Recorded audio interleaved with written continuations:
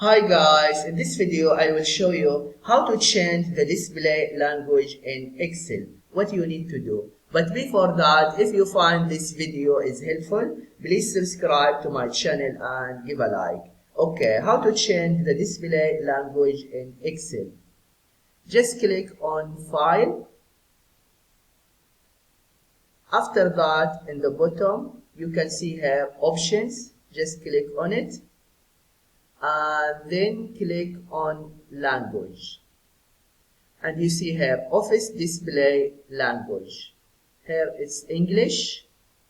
Just click add a language, and here install display language. Just select the language you want to add. Okay, for example here Norwegian. Just click on it and then click install office language, and then here click OK.